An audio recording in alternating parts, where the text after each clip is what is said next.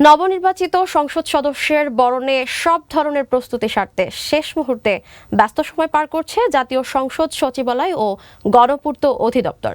তাদের পরিচ্ছন্ন ও নিরাপদ আবাসন নিশ্চিতের পাশাপাশি কাজ চলছে শপথ গ্রহণেরও।